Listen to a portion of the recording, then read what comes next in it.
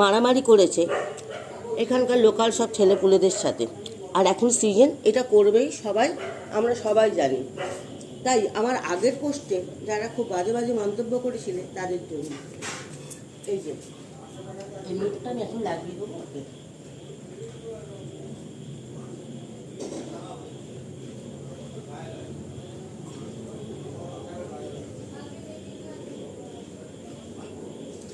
এই পাতা তুলে গেছে।